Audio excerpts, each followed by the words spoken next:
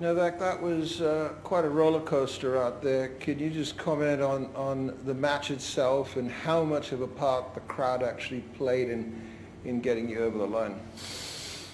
The crowd definitely played a big role today. I mean, they were supporting all Serbian players today on the court. We were hoping that we are going to have a big support, but this has definitely exceeded our hopes and expectations, and we are super grateful to have this many Serbian people show up. We knew that Serbian community is big in Sydney, but we didn't know that this many people will come, and so loud, and they were engaged, sometimes a little bit too much, and Denis was rightfully annoyed at times, you know, with the sounds, and you know, but it was a Davis Cup-like atmosphere, really. I mean, ATP Cup brings it, brings this kind of opportunity for players to experience something they don't experience 90% of the tournaments. You know, you're kind of playing for yourself. It's individual sport, but ATP Cup is really about team and is about this kind of matches and this kind of emotions that you get to experience. So I'm so happy and so glad that I was able to experience something like this today.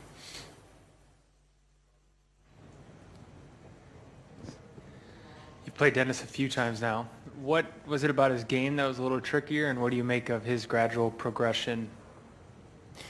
Well, I thought he played on a very high level. At times, you know, in the match when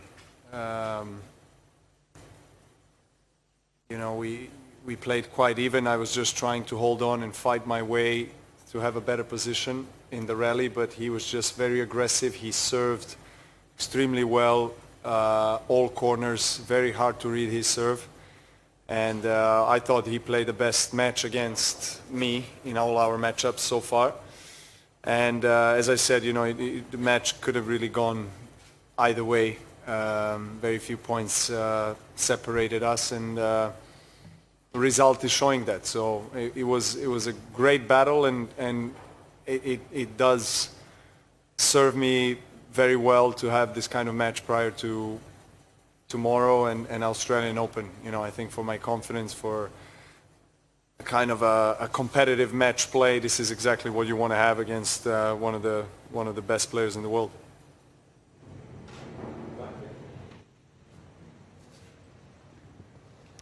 Hi Novak, you said the humidity in Brisbane the other day was brutal.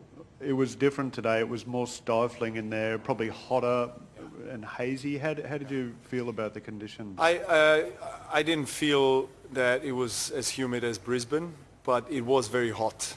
It's just I don't know. At least that's what I feel like. It was it's slightly easier to deal with this kind of conditions than the ones in Brisbane.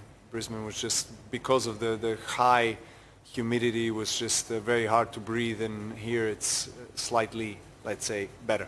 Did you feel any effects of the smokiness or anything like that? When we landed 2 days ago, the air was really, you could feel it, you know, you could feel the air quality was really, really bad, but yesterday and today it's fine. I mean, I think most of the players feel the same, that it's playable conditions, so to say. No, but just on back to the crowd, I've seen you play in big matches against big opponents, and like Wimbledon final last year, and there's respect for you but love for the other guy. Yeah. Is it different for you when you've got absolute love coming your way? Of course it's different. But how is it different, and what does it do differently? I mean, it's obvious. I mean, when you have most of the stadium backing you up after every point, of course it makes a significant difference in terms of how you feel on the court.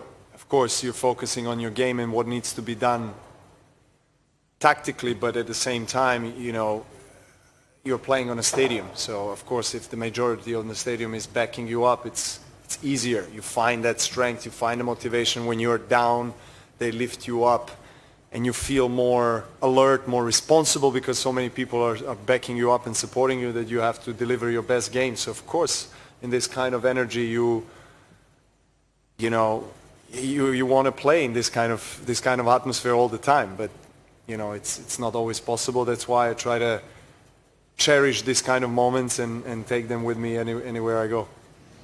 Nina, what do you think of, how pleased are you with the team's effort so far, and what are your thoughts on Russia next? I thought that the level was pretty high. Dusan played probably his best match so far, without any ups and downs really. It was a high quality match from him. Novak's match was a really tough test for him. From the beginning, I wouldn't say that he was on his best, and Denis played really well, served well, and the most important thing is that he found a way to bounce back, to get his level up, and then to again test serving for the match, then not finishing the match there, and then still coming back and winning. It could have been even more comfortable in the tiebreaker, which I think it's a huge confidence boost for the upcoming matches. And when Novak was under pressure today, I thought he played really well, which is important. And we couldn't be more happy to go through to love, because tomorrow, as you said, we play Russia, who had the day off today. So like this, both Dusan and Novak can have a longer rest, and Victor and Nikola, they played a really good doubles match, which is also good for their confidence if it comes to the deciding match against Russia. And Russian team is extremely tough team. I would say that they have two really strong players, but also having Novak on the team and then Dusan in a high form, I think everything is possible there. The easier part will be that we're playing at 11 tomorrow, so it's going to give us a little bit longer time to rest, and then we'll see how it goes after singles. But I think in both matches we can win both of those. Novak, week in and week out, when you're on the tour, you prepare with your team for each match, whatever you're studying.